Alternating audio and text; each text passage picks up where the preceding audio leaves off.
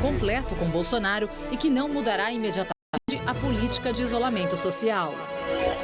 Mandetta deixa o ministério com aprovação acima de 6% e apoio ao novo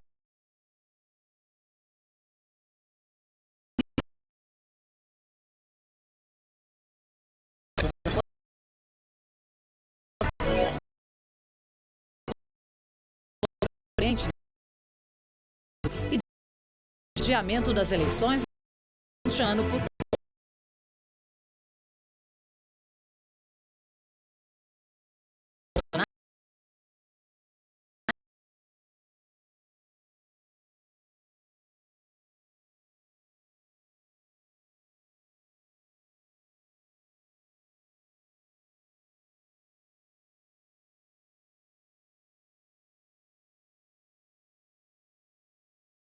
professor da Universidade, economista, professor da Fundação Getúlio Vargas.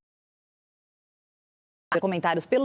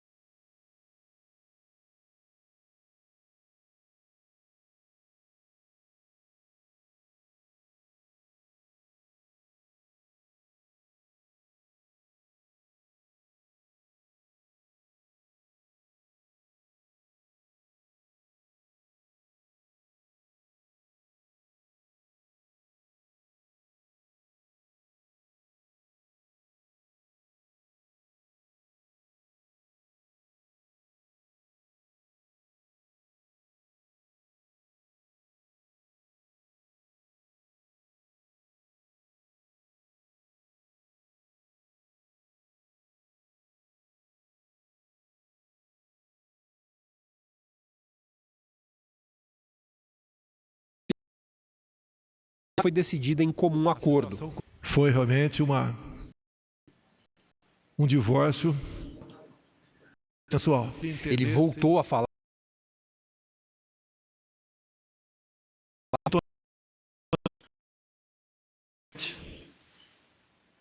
Nós temos que abrir o emprego no Brasil.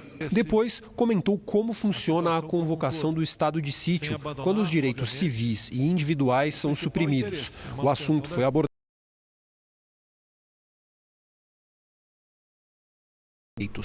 Jamais temos fundamental. Cidadão. Quem tem poder de decretar estado de defesa depois de uma decisão do Parlamento brasileiro é o presidente da República e não o prefeito ou o governador.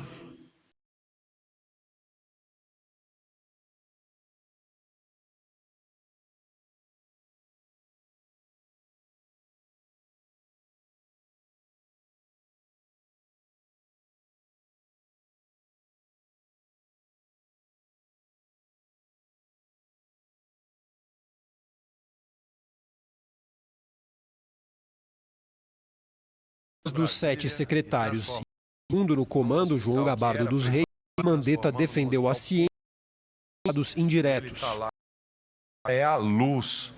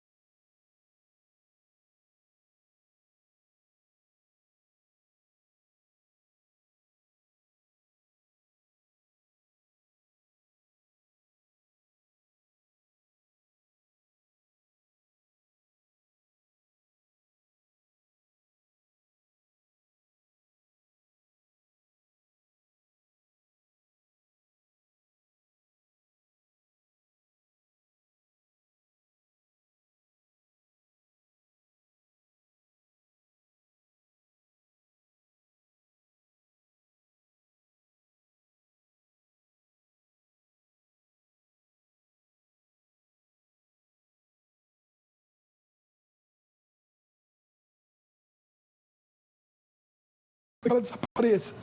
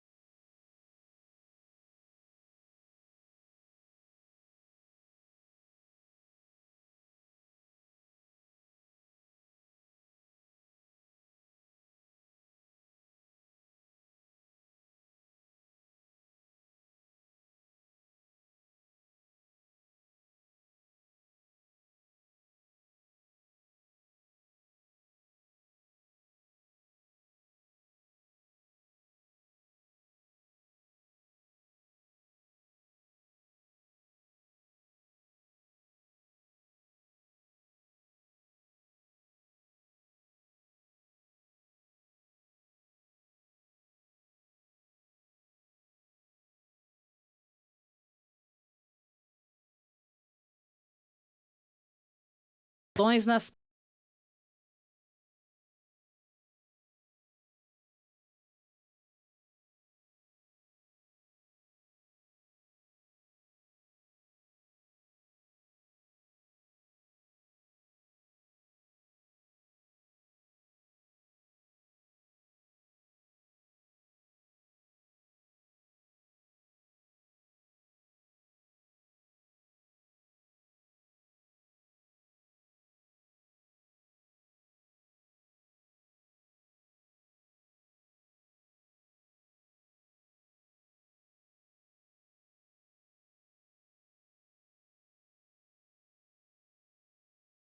colocou muito bem.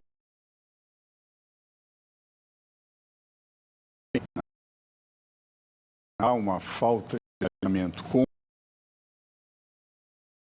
uma situação constrangedora.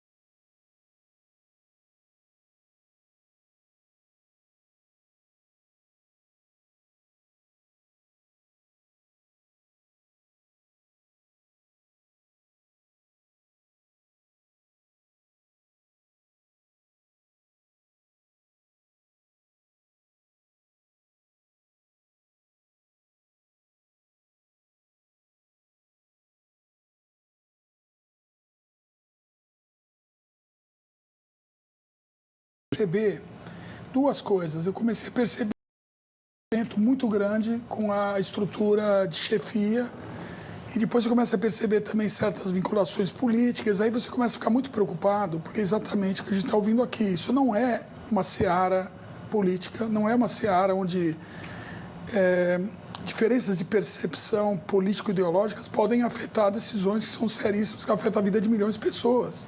Então, nesse sentido, era mais ou menos óbvio que isso iria acontecer uma hora ou outra, dado o encaminhamento que tinha tomado.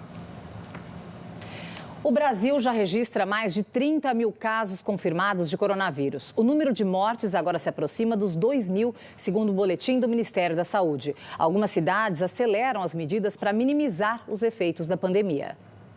Em Foz do Iguaçu, no Paraná, a prefeitura pretende contratar 1.500 quartos em hotéis para isolar pacientes com suspeita da doença. Com o apoio da usina de Itaipu, 26 mil pessoas devem passar pelo teste rápido, 10% da população. Policiais civis estão sendo vacinados contra a gripe H1N1. Os próximos serão PMs, bombeiros e guarda municipal. Caminhoneiros que circularam pelas estradas de Goiás também foram imunizados contra o vírus influenza. 7 postos foram montados. Os motoristas de caminhão também receberam um kit de máscaras. Em todo o país, foram registrados 30.425 casos confirmados de coronavírus. O número de mortes por causa da doença também subiu. Já são 1.924. Foram 188 óbitos em apenas 24 horas. São Paulo segue no topo da lista, seguido por Rio de Janeiro, Ceará e Amazonas. Paulo, se fosse necessário um lockdown para a gente diminuir ou frear o número de casos no Brasil, nós estaríamos preparados para isso? Olha, o nível de distanciamento, né, teve algumas medidas feitas anteriormente, inclusive essas feitas por celular, causaram esse enorme problema, inclusive envolvendo questões percebidas como questões de direitos individuais, são problemas seríssimos, né? Os juristas todos devem estar pensando muito sobre isso. Elas vão ser tomadas de acordo com a situação.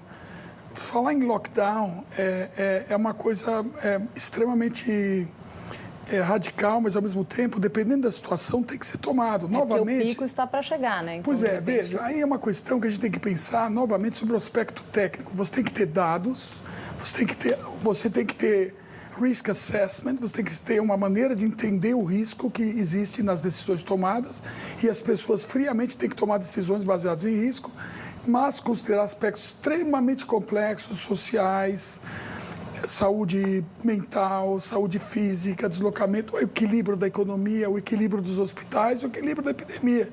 Então isso não é não é uma tarefa para amadores, isso é uma coisa que implica numa interação pesadíssima. Estou vendo aqui um professor da Getúlio Vargas, um dos maiores powerhouses do intelecto brasileiro, e eu estou imaginando essas pessoas avidamente envolvidas em análise, e eu acho que estaria no momento, inclusive, da sociedade como um todo, todos os cérebros desse país estarem auxiliando de uma maneira positiva e convergente e focalizada e com uma intenção boa o esforço. Então é um enfrentamento que deve ser conduzido em todos os níveis por todo mundo. Seria ótimo se o INSPER, a FGV, a Politécnica, os melhores centros, os melhores cabeças, o Hospital Albert Einstein, todas as pessoas estivessem convergindo nesse enfrentamento para que a gente consiga lidar com tanta complexidade ao mesmo tempo. Gessner, eu queria te perguntar outra coisa que eu acho muito importante. A gente não falou sobre isso exatamente nesse VT, mas acho importante a gente comentar aqui. Qual tem sido o papel e a importância do SUS no combate à pandemia? Olha, é um papel fundamental. A gente, com todas as dificuldades que o Brasil tem de recursos escassos, o Brasil tem um nível de desenvolvimento que não é incomparavelmente menor do que os Estados Unidos, a Alemanha, etc. Mas quando a gente compara, por exemplo, com os Estados Unidos, que não tem um sistema integrado nacional de saúde, a gente percebe a importância, sobretudo em países de dimensões continentais, de ter um sistema integrado, de ter um apoio mínimo à sociedade. É claro, nós gostaríamos de ter muito mais recursos, a gente percebe a escassez, a falta de equipamentos, as equipes médicas se ressentem disso, porém, a existência do sistema, tanto do ponto de vista de base de dados, do ponto de vista de integração, de estratégias unificadas, isso é fundamental. Eu acho que depois dessa pandemia, quando a gente fizer comparações entre países, a gente vai ver que aqueles que têm um sistema de saúde mais organizado, integrado, se traz saíram... algum benefício? Indubitavelmente traz um benefício. O ministro Luiz Roberto Barroso foi eleito hoje presidente do Tribunal Superior Eleitoral. Ele assume a corte no lugar da ministra Rosa Weber. Por conta do coronavírus, os magistrados votaram em suas casas e depois se reuniram em videoconferência. Por 6 votos a 1, o ministro Luiz Roberto Barroso foi eleito presidente do TSE. O anúncio do resultado foi por videoconferência e a votação na casa de cada um dos magistrados. Eles receberam uma urna eletrônica, cabine para votação, com a presença de um mesário. Em seu discurso, Barroso descartou adiar as eleições municipais marcadas para o dia 4 de outubro. Nós vamos nos empenhar para evitar qualquer tipo de prorrogação na medida do possível e, conforme pude conversar com cada um dos nossos colegas, nós não apoiamos cancelamento de eleições para que elas venham a coincidir em 2022. Todos nós consideramos que as eleições são um rito vital para a democracia e, portanto,